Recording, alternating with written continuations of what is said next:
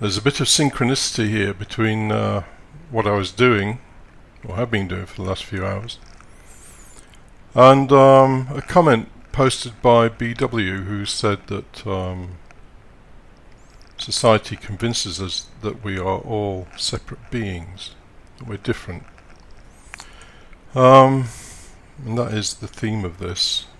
Personally, I don't think it's society that convinces us of that. I think it's built into our very physical and psychological nature. To extract oneself from that requires conscious work. And society, being what it is, just drops down to the lowest level of commonality, which is to understand nothing. Anyway, the theme of this is, as the title suggests, I am you, and you are me, and I am he. Anyway, I'll quote that fully in a minute. But, those kind of statements are nice. They make us kind of feel nice, maybe. But without any reason or understanding, they have no power. It might be an emotional thing, but, somebody pushes in front of you in a queue and you forget all that, and you're in a bad temper for 2 hours afterwards, or whatever. So, as I've mentioned many times, Kant believed and showed convincingly, in my opinion, that time and space are properties of the way we represent the world to ourselves. And time and space do something very, very important. They separate. It's important, and it's also tragic. Because if we had no representation of space, then we'd all be in the same place. Although really even the concept of place wouldn't be applicable. We'd all recognize we were the same thing, or many different aspects, or cells within a body, however you want to, whatever metaphor you want to use. Anyway, space separates. Space allows multiple things in our consciousness to exist at the same time in different places from our own body. And time does the same thing. Time separates. It separates you from your ancestors. It separates you from the generations to come. And it separates you possibly from people you've known and who've died. So time and space are the great separators, and they are the primary structures that our consciousness uses to represent objects. And as far as I'm concerned, you are an object. And that is truly, truly a tragic thing. And somebody I once knew very well said, well, Martin, the aim of all of this really is just to see that we're all one thing.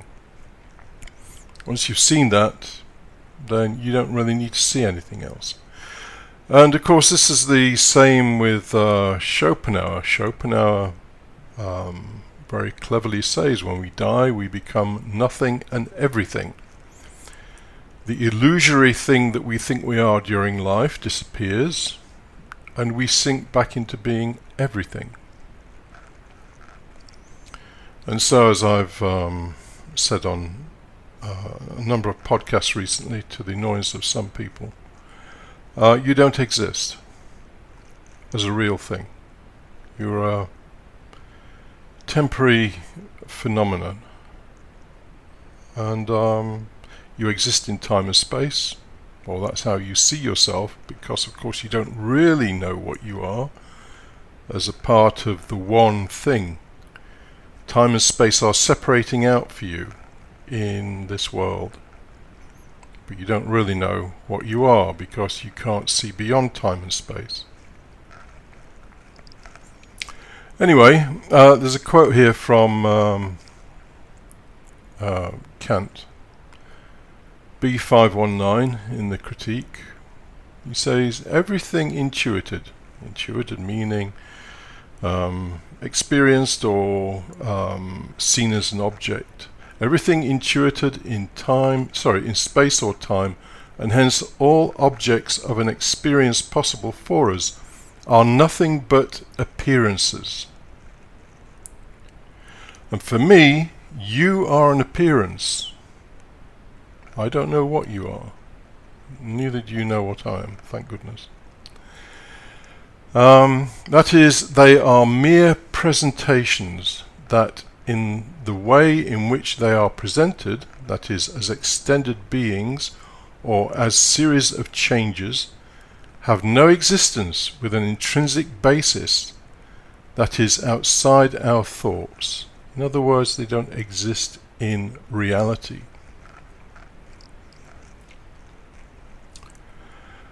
That's a fairly definitive statement from Kant. Yeah, in my opinion, Kant is not understood. He might be understood in 1,000 years when people look at the way he dressed and they all start dressing like that. And there is a Kant religion, and they read little bits from Kant every day, and it all becomes a dogma.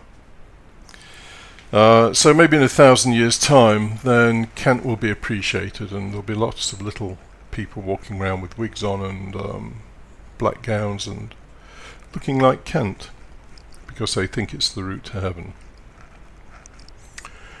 Anyway, I've got another slide which is really just amplifying this, that if we can start to understand that we don't know what we are, and that time and space separate us from everything else that we experience. The great separators, the condition for us to live a life as a separate thing, albeit an illusory thing.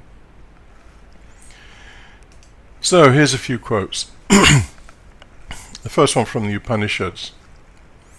Then it is all mere Maya, Maya being illusion. Then it is all mere Maya, with which the Brahman deceives himself. Wonderful line. God is deceiving himself. Brahman is seen as the creative aspect of existence or whatever.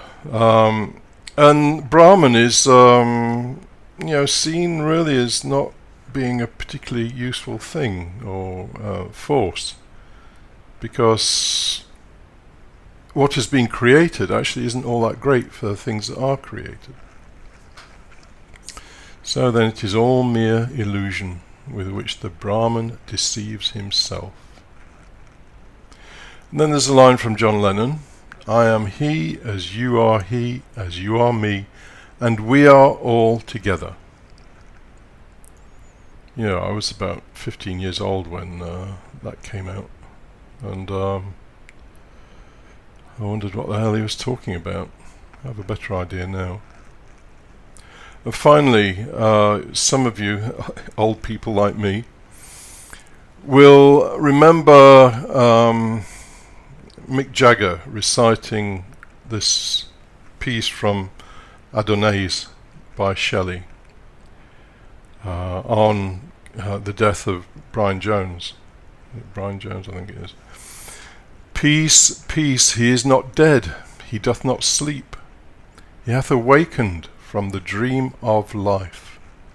'Tis we who, lost in stormy visions, keep with phantoms an unprofitable strife, and in mad trance strike with our spirit's knife invulnerable nothings. Absolutely beautiful. It's a very long poem, though. But that has a particular relevance to what we're talking about here. So, it is said that some people are given to see beyond this veil of illusion, but it is at the discretion of whatever, the gods, that happens. Well, And they say that it happens very rarely. Well, so be it. It hasn't happened to me. But I think there's a very, very good approximation to it, and maybe even approaching it, through understanding our situation and through really, really understanding what Kant and Schopenhauer are saying. That our world is a corporeal fantasy, to use Spinoza's term. It is a fantasy.